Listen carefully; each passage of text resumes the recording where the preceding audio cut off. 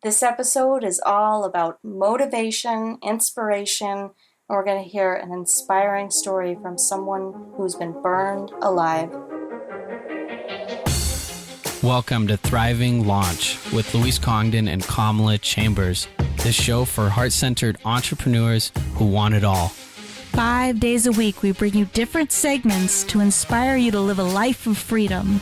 We interview the leading experts in the field of business, health, and love.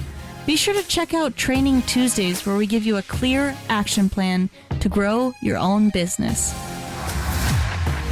How would you like to be able to interview world-class experts, sit down and have chats with people like Jack Canfield, Marianne Williamson, Robert Kiyosaki, Tim Ferriss, you name it? Would you love to interview other people that you really admire and consider to be your heroes? Well, we've created a course for you that teaches you how to podcast, how to set it all up, and how to get going so that you can really have a successful show and you can do it properly. Over at thrivinglaunch.com, we have a podcasting course, and it's there for you, waiting for you to snatch it up. So head on over to thrivinglaunch.com and let me teach you how to podcast the right way. Today's guest is John O'Leary. He was burned alive as a child and told that he would never walk, never be able to recover, and now the man is fully recovered, is on fire, has written a book ironically titled On Fire, and he's here to motivate us. So let's bring on John O'Leary to Thriving Launch. All right, welcome to Thriving Launch. We're here with John O'Leary, who has an amazing story. John, welcome to Thriving Launch. Are you ready to launch? I am thriving and ready to launch and grateful to be on.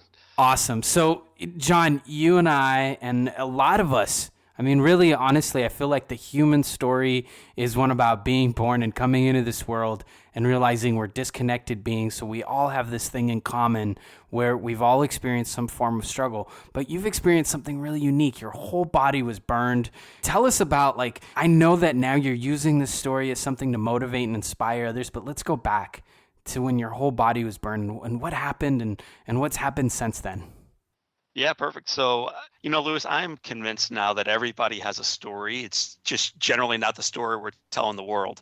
So we all have this remarkable sacred story, and I kept mine hidden for almost 2 decades. What I was hiding from, I guess, was at the age of 9, I was involved I held a piece of paper that was on fire too close to a can of gasoline. It created a massive explosion that split the can in two, picked me up. It launched me 20 feet against the far side of the garage, literally set my world on fire, changed the trajectory of my very being. It left me with burns on 100% of my body and absolutely no chance of surviving. So that's the very beginning of this journey. It started when I was 9 and it continues on to this day. So then what happened to you? One of the things that we know about you is that you didn't really tell people about it, but how do you hide something like that from the public? How do you hide it at school? How do you hide it from your friends? To me, that's something that would be really visible and everyone would know about. Yeah, so, I realize not everybody's staring at a picture of me right now. I burned on 100% of my body. 87% of that is third degree, which means I have scars that cover almost 90% of my body. I've had my fingers amputated on both hands. My face miraculously is not burned at all, so I'm very fortunate in that regard to hide something like this. And the reality is you only can hide it from yourself. I think the best secrets we primarily keep, we're the last ones to learn that everybody else knows about it. So of course my community knew, and of course my family knew. I'd been in the hospital for 5 months, recovered for a couple of years afterwards in surgeries and therapy, but I wore long sleeves. I tried to mask up. In grade school, it meant I tried to tell the best jokes and be the class clown. In high school and college, I probably drank a little bit more than I should have and got in a little bit more trouble than I should have, because I was trying to pretend like I was totally ordinary. The goal of my life, if you can imagine, when you're burned so badly, is just to be normal. That's just to be normal, to fit in.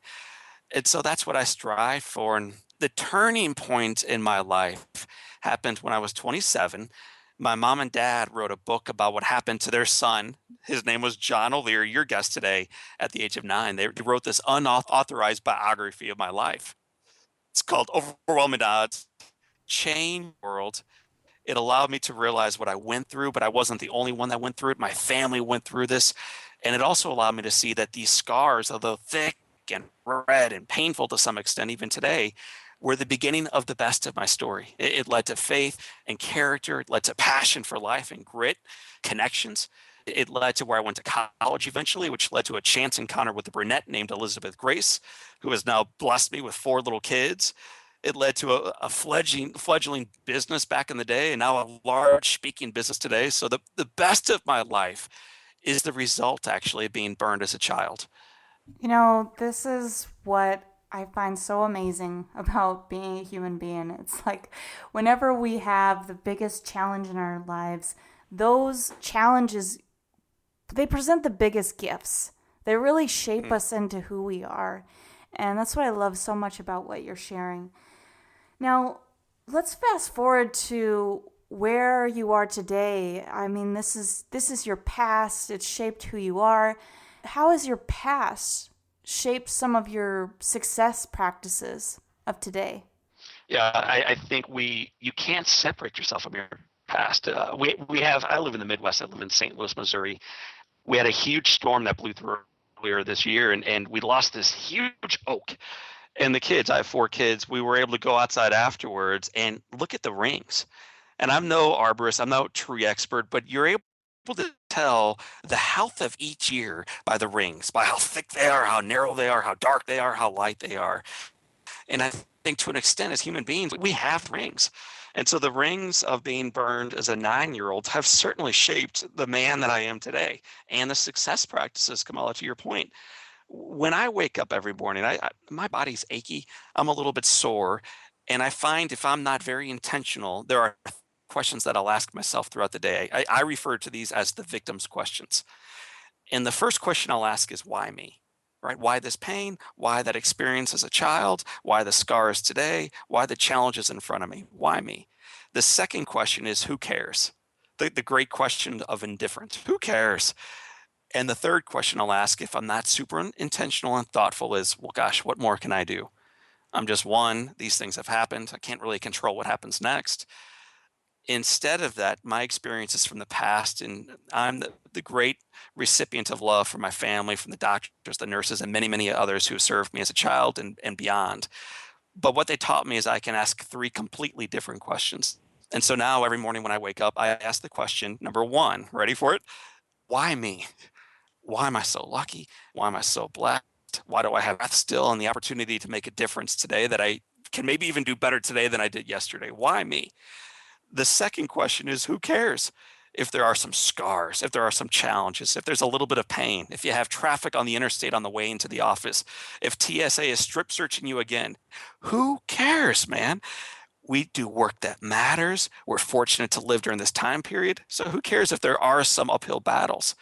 And the third question is, well, gosh, what more can I do to ensure, don't hope for it, but work toward it, to ensure tomorrow is even better than today? And if you're listening closely at home or driving to work right now, you probably identified they're the same 3 questions, and yet at a different tone, through a different lens. It transforms the way you ask them, how you feel about them, what you do about them, and then the results you get after them. I absolutely love that, because it's such an important piece to living a life of success, is how we perceive the world, that lens in which we choose to look at our problems, our struggles, our successes through.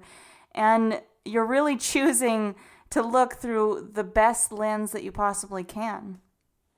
I think it's the only lens with which we ought to view life. I don't view myself as a Pollyanna or a guy who just loves squeezing lemons and then drinking down that sugary goodness afterwards. We can either be victors to life. There is no gray area here. No new president will bring it into our lives. No house will bring it into our life. No new car, no new success profession. That won't change who we are within. The only thing that can change is our determination on the front side of each day to be a little bit better, a little bit more fresh, a little bit newer, a little bit more engaged today than we were yesterday. And that is one of the great gifts that we have each day, regardless of our external circumstances. John, I know that you share your story a lot publicly nowadays. What inspired you to shift that and make your story more public? And how has that impacted people? So it's an awesome question. It's one that I, after being burned or through grade school, high school, or college, or even beyond, I was a real estate developer here in St. Louis, starting a young family, having a blast, living a good life. My mom and dad wrote the unauthorized biography of my life, changed my world, and about a week later, I got a call from a group of Girl Scouts. I believe it was 4 third-grade Girl Scouts, and they said, "Mr. O'Leary, will you story for our group?" And in life, and I think this is a lesson we all can learn in our businesses and relationships and faith journey, my answer to almost any question is yes. Yeah, I'm open to it. Even if I don't consider a speaker, even if I don't think the story is worthy of even sharing with a couple kids.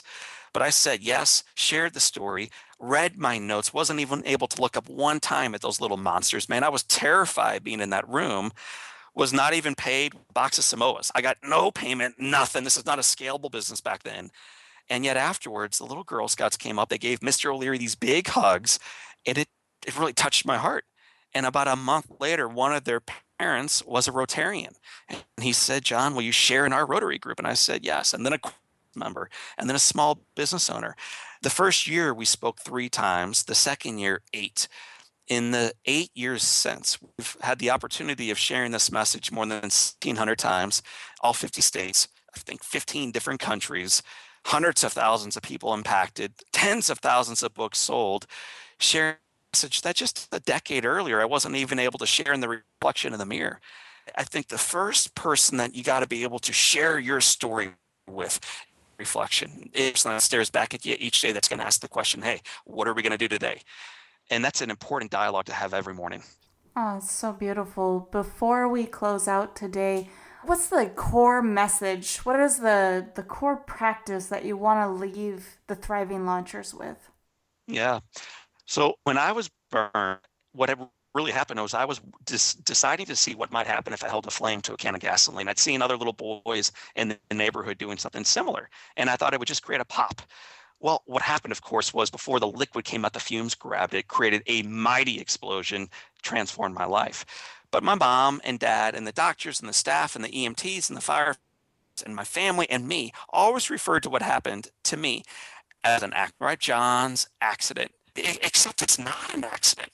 It's a choice. A little boy had no idea what the consequence might be, but I think when we go through life referring to everything that happens to us as an accident, we cheapen the life we live and the one we can live going forward. And so I think at the core of this message, Kamala, is this decision to wake people up from accidental living.